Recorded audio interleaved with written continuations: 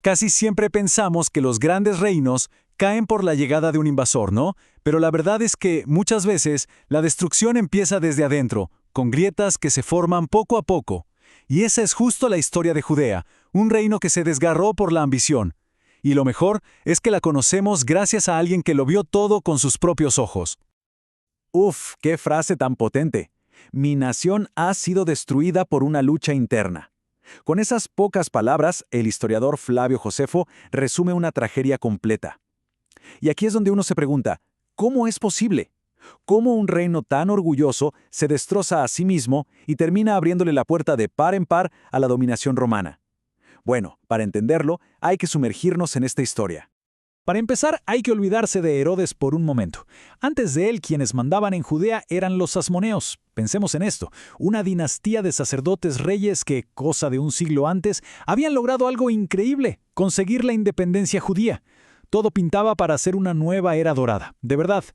Pero, como suele pasar en estas historias, el sueño no duró mucho. Lo que había empezado como un triunfo épico, 100 años después, era una pelea familiar totalmente destructiva.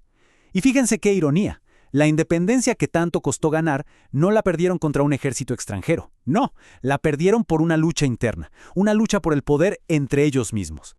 Al final todo se resume a dos hermanos, Hircano y Aristóbulo.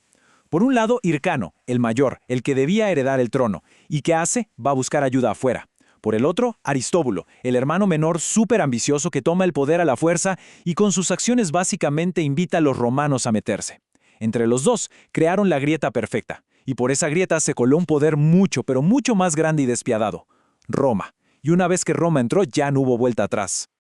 Y justo en medio de todo este caos familiar, entra en escena nuestro personaje principal, Herodes. Pero ojo, él no era asmoneo, nada que ver. Él era hijo de un noble idumeo, un tipo llamado Antípatro. Y aquí está la clave. Un hombre astutísimo que mientras todos veían una tragedia en la guerra civil, él vio una oportunidad. La oportunidad de su vida.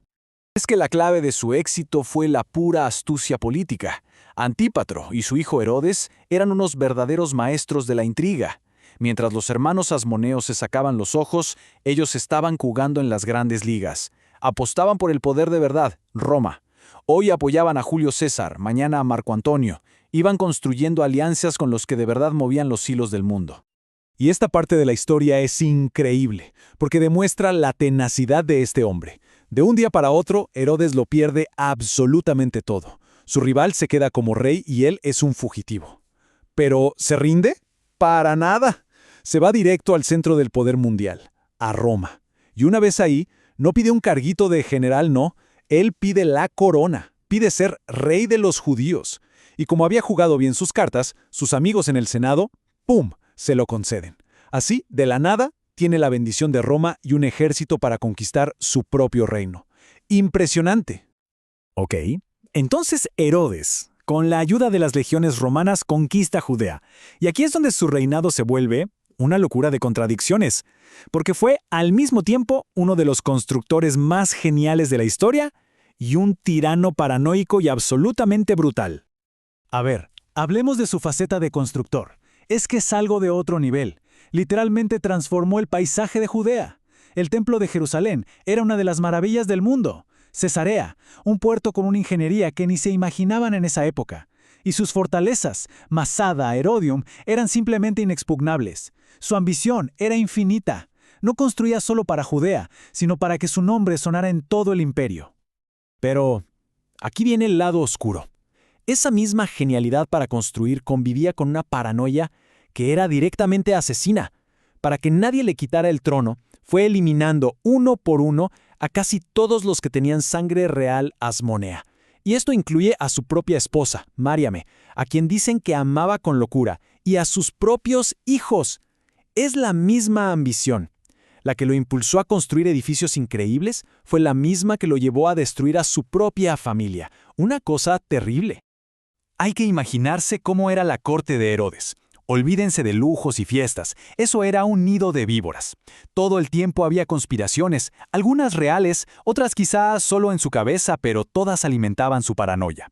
Y lo peor era que sus peores enemigos eran su propia familia, todos luchando sin piedad por el poder, por ser el siguiente en la línea. Estaba rodeado de verdad, y la traición venía de todos lados, pero sobre todo de adentro. Su hijo mayor, Antípatro, conspirando contra sus propios hermanos. Su hermana Salomé metiendo cizaña, susurrándole veneno al oído. Hasta su hermano Féroras andaba en complots para envenenarlo. Era una locura. Y en medio de toda esta brutalidad, hay momentos de una claridad que es desgarradora. Después de ejecutar a sus hijos, Alejandro y Aristóbulo, Herodes parece tener un momento de lucidez. Como que se da cuenta del monstruoso ciclo de destrucción que desató. Intenta entonces proteger a sus nietos, los mismos niños que él dejó huérfanos. Pero ya era muy tarde. La máquina de paranoia que él mismo había echado a andar ya no se podía parar. Y así, después de tantos años, el reinado de Herodes, tan lleno de caos y grandeza, llegó a su fin. Y fue un final tan sombrío y brutal como lo fue su vida.